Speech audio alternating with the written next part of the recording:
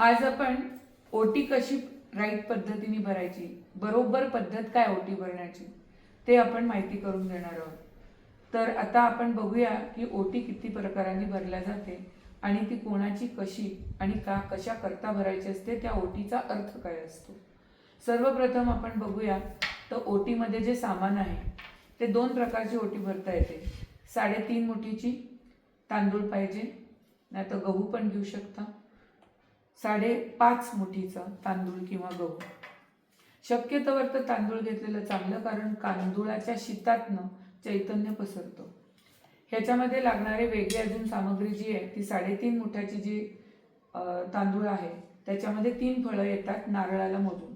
पहिला तो नारळ, दुसरी सुपारी, तिसरं हळकुंड आणि 1.5 ₹1.50 मल्टिपलमध्ये पैसे. इथे आपण 1 रुपयाची 1 कॉईन आणि 2 रुपयाची 1 कॉईन घेतली आहे, म्हणजे 3 रुपये, म्हणजे 2.5 त्याच्यात मावतात. त्याच्या व्यतिरिक्त हळद आणि कुंकूच्या डब्या. हळद आणि कुंकूच्या डब्या नसतील तर तुम्ही त्याच्याकरता ओपन तुमच्या पानामध्ये वाढून पण घेऊ शकता. नाही तर मग तुम्ही जर का ते बाजारात मिळणारी फुलं बिलं ते डेकोरेशन काही टाईपचं घेणार असाल तर त्याच्यामध्ये खरी हळद आणि खरं हळदीने बनलेलं कुंकू आहे ना, एवढं एन्श्युअर करा. आजकाल बाजारामध्ये रंग मिळतात. रंग आणि प्लास्टिक या दोन्ही गोष्टींना धर्मामध्ये मान्यता नाही आहे. ह्याचे दोष तुम्हाला लागतात. याच्या व्यतिरिक्त तुमच्या पानामध्ये फूल पाहिजे.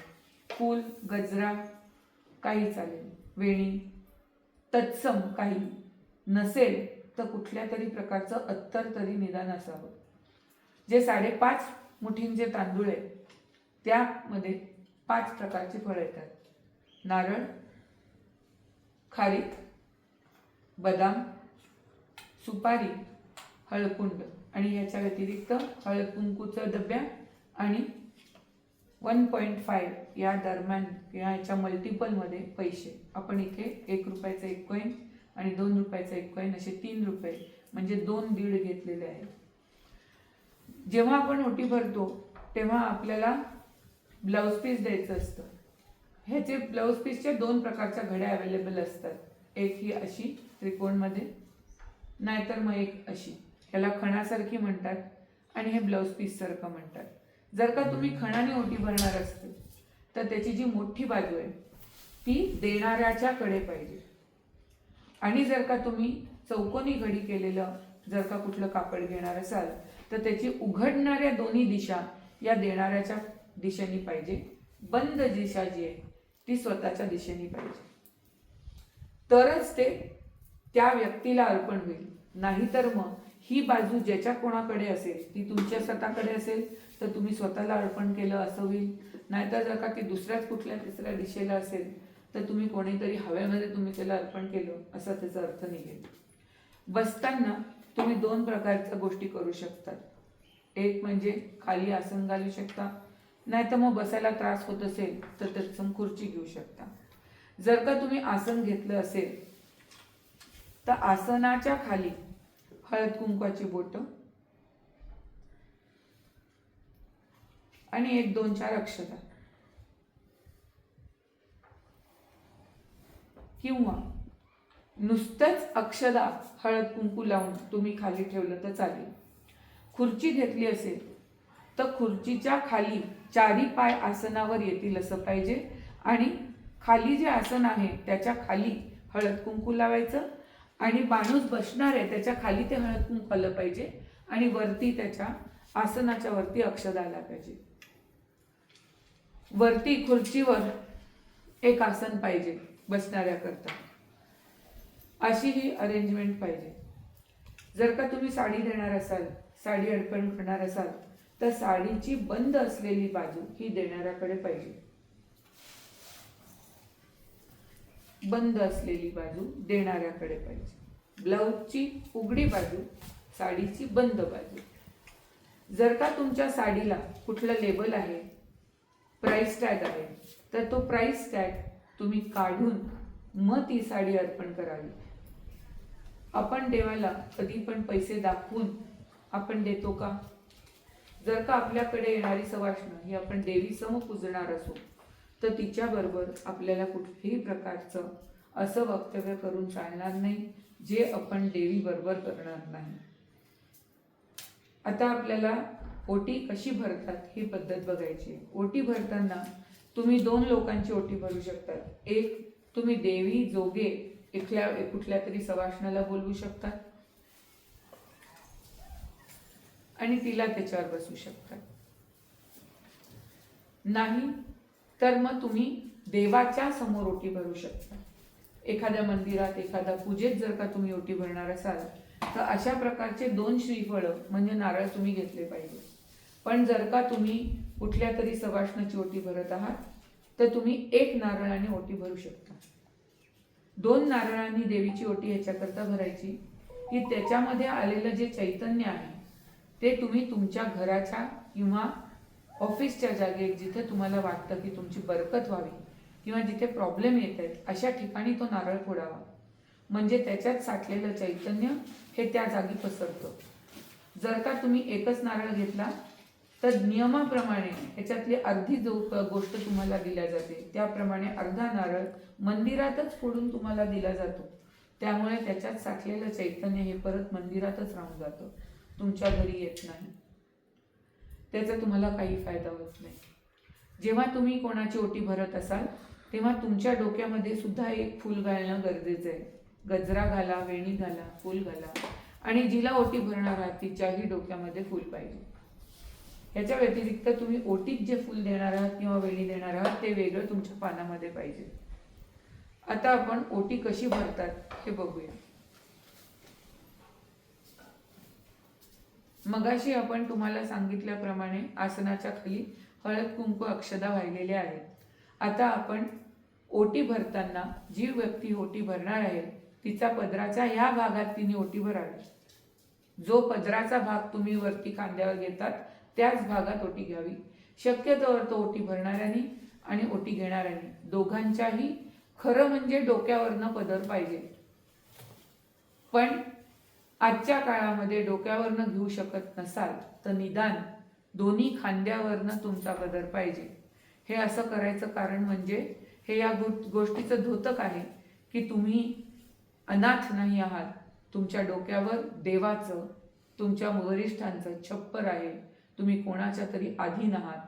हे एक कोणाच्या तरी शरणागत असल्याचं चिन्ह आहे. त्याच्याकरता म्हणून हे गरजेचं असतं. ओटी भरताना जर का तुम्ही 3.5 मुठीची भरली तर प्रत्येक फळाबरोबर थोडं तांदूळ घेऊन तुम्हाला भरायचे. त्याच्या आधी तिला हळद कुंकू लावायचं आहे, स्वतःला हळद कुंकू लावून घ्यायचं आहे. त्याप्रमाणे पहिले हळद कुंकू, तिलाही हळद कुंकू. जर का एखाद्या व्यक्तीने हळद कुंकू लावलं नसेल तर त्या व्यक्तीला आपण 2दा हळद कुंकू लावावं. एकदा तिने लावल्यास आणि दुसऱ्यांदा तुम्ही तिला लावताय अशा दृष्टीने. आपण 5.5 मुठींचं कसं आपण ओटी भरायची हे बघूया. म्हणजे 3.5 मुठींची तुम्हाला ताबडतोब लक्षात येईल. जर का तुम्ही नारळ घेत असाल तर तुमच्याकडे 2 ऑप्शन आहेत. एक, तुम्ही श्रीफळ घेऊ शकता. श्रीफळ अवेलेबल नसेल तर तुम्ही सुकं खोबरं घेऊ शकता. सुकं खोबऱ्याचं वाटी जनरली निदान अर्धी तरी असावी. आमच्याकडे आता इथे अर्धी वाटी पूर्ण नसल्यामुळे आम्ही 2 पाव वाट्या घेतलेल्या आहेत. अशा वेळेस तुम्हाला जी नारळाची खालची बाजू आहे देठाची ती देणाऱ्या व्यक्तीकडे असावी किंवा पूर्ण गोटा घेतला तरी चालेल. त्याचं जे देठ आहे ते देणाऱ्याला असावं. आज आपण ओटी भरताना सुकं खोबऱ्याच्या ह्याने ओटी भरून दाखवूया. तुम्ही देवीची भरत असल्यास किंवा तुम्ही सुकं खोबऱ्याच्या जागी कुठल्या व्यक्तीची भरत असल्यास श्रीफळ घेऊ शकता. ते नसेल तर एखादं फळ तुम्ही देठवालं घेतलं तरी चालेल. सर्वप्रथम नारळ आणि थोडं तांदूळ. पहिले नारळाला हळद कुंकू लावावं. सुकं खोबरं असेल तर त्याला लावायची गरज पडत नाही. असं ओटीत घ्यावं. तिथे कुठल्याही प्रकारचा नॅपकिन, ब्लाउज पीस अगर कुठली दुसरी गोष्ट ठेवू नये. त्याच्यानंतर खारीकची जी देठ आहे ती देणाऱ्याच्याकडे पाहिजे. पुन्हा थोडे तांदूळ घेऊन खारीक तिच्या ओटीत द्यावी. नंतर सुपारी. सुपारीचं देठ खाली असावं. बदामाचं देठ देणाऱ्याकडे असावं, टोकेरी भाग तुमच्याकडे असावा. हळकुंड,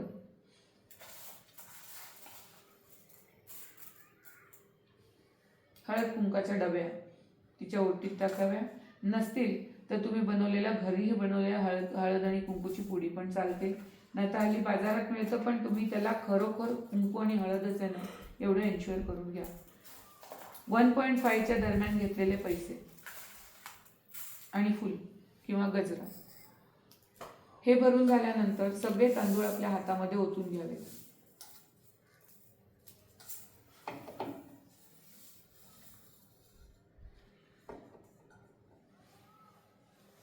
असं केल्यानंतर अर्धे तांदूळ तिच्या ओटीत भरावे.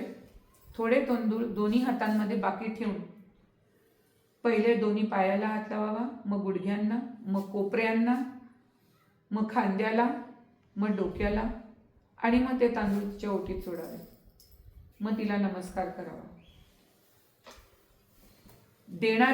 ओटी घेणाऱ्या माणसाने आपण देव म्हणून बसलो आहोत ह्याची भान ठेवून जे काही हातात येईल ते तांदूळासह तिच्या ओटीत उदंड राहू दे असं बोलून द्यावं. ते मिळालेली जिन्नस, तांदूळ, पैसा, अडका जे काय असेल, जर का तुमच्या ओटीत पैसा आला आहे तर तो पैसा तुम्ही तुमच्या तिजोरीत ठेवू शकता. त्याने बरकत वाढते. नाही तर ऑफिस किंवा दुकानाच्या गल्ल्यामध्ये तुमच्या पर्समध्ये वेगळ्या लाल कापडात बांधून किंवा लाल पेपरमध्ये बांधून तुम्ही ठेवू शकतात. ह्यानी बरकत वाढते. जर का तुमच्या ओटीमध्ये काही तांदूळ आले आहेत तर ते तांदूळ तुमच्या घराच्या तांदूळात वाढवायचे आणि ते कधीही संपू द्यायचे नाही. संपायच्या आधी दुसरं भरायचं. ह्याने घरामध्ये अन्नधान्याची बरकत राहते. ज्या माणसाने ओटी भरली आहे त्या माणसाने, ज्याची ओटी भरल्या गेली आहे त्या माणसाला ओटी घेऊन उठण्यामध्ये मदत करावी. त्याच्याकरता तिला तुम्ही एक पिशवी देऊ शकता किंवा ज्या पानामध्ये तुम्ही हे केलं आहे त्याच्यात तुमची ओटी काढा. दुसरं एक पिशवीमध्ये किंवा एका प्लेटमध्ये तुम्ही तिला तिची ओटी काढायला मदत करू शकता. अशा वेळेला अख्खी ओटी पडणं हे अशुभ, पण जर का तांदूळ पडत असतील किंवा दुसरं काही पडत असेल तर हे शुभ असतं. त्यामुळे ते पडण्यापासून रोखू नये. ज्या घरात असे तांदूळ पडतात तिथे कायमस्वरूपी समृद्धी आणि बरकत राहते. तिथे देवी लक्ष्मीचा आशीर्वाद राहतो.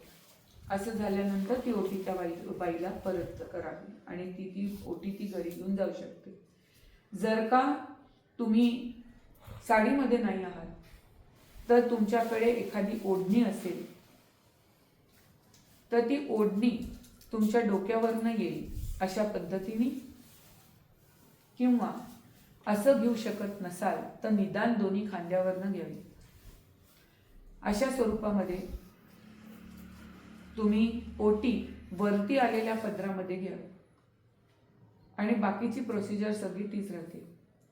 ही होती खरी ओटी भरायची पद्धत. असं सगळं केल्याने तुम्ही ओटीमध्ये जे सामान घेतलंय त्याच्यामध्ये तुम्ही साडी म्हणजे वस्त्र दिलंय, तर वस्त्राची बरकत. नारळ एकमेव गोष्ट आहे ज्याला तुम्ही श्रीफळ म्हणतो. श्री म्हणजेच लक्ष्मी, श्री म्हणजे ज्ञान, श्री म्हणजे शक्ती. देवी लक्ष्मी तुमच्याकडे शक्ती, वैभव आणि ज्ञान या तिन्ही रूपांनी नांदावी ह्याच्याकरता श्रीफळ असतं. सुख खोबरं जर का दिलं तर त्याच्यातनं खोबरेल तेल निघतं आणि खोबऱ्याचं कुठलीच गोष्ट वाया जात नाही. त्यामुळे तिला कामधेनूचं रूप मानलं गेलंय. त्याच्यातनं निघणारं तेल हे आयुर्वेदिक औषधी आहे. तुमची तब्येत नीट राहावी ह्याची हे एक खूण आहे. तुम्ही दिलेलं हळद आणि कुंकू, ह्याच्यामध्ये हळद आहे, हळदीनेच बनलेलं कुंकू आहे. हे अँटीसेप्टिक आहे. हे पण एका प्रकारचं औषध आहे. कुंकू हे सौभाग्याचं लक्षण आहे. तुमचं सौभाग्य हे चिरकाल टिकू दे ह्याचं हे लक्षण आहे. हळकुंड हे वैभव देण्याची खूण व सौभाग्यवती असण्याची खूण आहे. सुपारी ही नारळाच्या ऐवजी जर का नारळ नसेल तर शुभशकुनाची सुपारी वापरल्या जाते. म्हणून शुभत्या जीवनात सगळं शुभ व्हावं याकरता सुपारी आहे. बदाम ह्याच्यामधनं एक ड्रायफ्रूट निघतं, सुकामेवा. म्हणजे माणूस सुखला, म्हातारा झाला तरी त्याचा उपयोग दुसऱ्याला मिळत राहावा आणि तो चिरकाल जसा बदम टवटवीत दिसतो बाहेरनं, तसाच तो आतनही राहावा, ही त्याच्या मागची भावना आहे. फूल जसं दुसऱ्याला सुगंध देऊन स्वतः कोमेजून जातं एका दिवस, पण स्वतःचा सुगंध मात्र मागे सोडतं, त्याचं नाव मात्र लोक काढत राहतात, त्याच्यानेच अत्तर बनतं.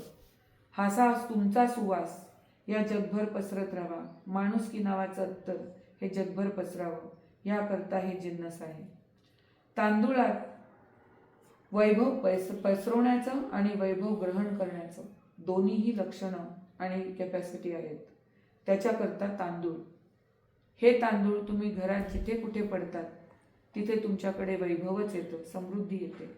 हे तांदूळ ती बाई उठल्यानंतर घरच्या कुठल्या तरी बाईने ते तांदूळ गोळा करून बाहेर कुठल्या तरी मुंग्यांना, किड्यांना किंवा पक्ष्यांना टाकायचे असतात.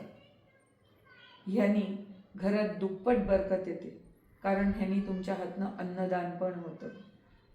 तुम्हाला मिळालेल्या प्रत्येक गोष्टीतनं जर का दान होत असेल तर तुम्हाला त्याचं फलित चांगलंच मिळणार, ह्याचं हे द्योतक आहे. 2 नारळ जेव्हा तुम्ही देवाला भरतात तेव्हा अर्धा नारळ तुम्हाला प्रसादाचा परत मिळतो. अशा वेळेला त्याच्यात साठलेलं चैतन्य हे त्या मंदिरातच परत तिथेच राहून जातं, कारण नारळ तुम्ही मंदिरातच वाढवता.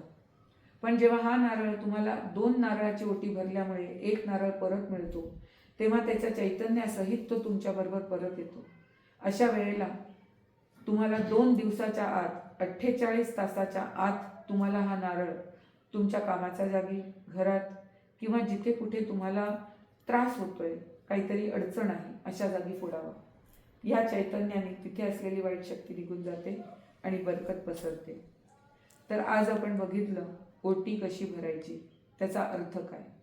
शेवटी जेव्हा तिने ओटी भरली तेव्हा पहिले हे तांदूळ तिच्या पायापाशी लावले, मग कोपऱ्यांना, मग ढोपऱ्यांना, मग खांद्याला, मग डोक्याला आणि मग ओटीत भरले. कुठल्याही देवतेला शरणागती घेताना पहिले आपण पायापाशी शरणागती घ्यायला लागते. डोक्यामध्ये ज्ञान असतं, ते ज्ञानची प्राप्ती तुम्हाला व्हावी आणि शेवटी ती आई आहे. कितीही चुका झाल्या तरी आईने आपल्या पोटात घ्यावं म्हणून ओटीत तिचे जे तांदूळ असतात ते दिल्या जातात. हे ज्ञान होतं ओटी मागचं. पुढच्या वेळेस ओटी भरताना या पद्धतीने भरली तर तुम्हाला तुमच्या जीवनात पडलेला फरक दिसण्याशिवाय राहणार नाही. तुम्हाला ही माहिती आवडली असेल किंवा ह्याच्यावर कुठल्या प्रकारचा डाऊट असेल तर तुम्ही आम्हाला विचारू शकता आणि या चॅनलला सबस्क्राईब करू शकता. म्हणजे अशाच नवीन नवीन माहित्या, रॅदर खऱ्या माहित्या, जे आता आपल्या ज्ञान आपलं लुप्त झालं आहे ते परत तुम्हाला प्राप्त व्हायला मदत होईल. जय गजानन. अवधूत चिंतन श्री गुरुदेव दत्त. जगदम जगदम.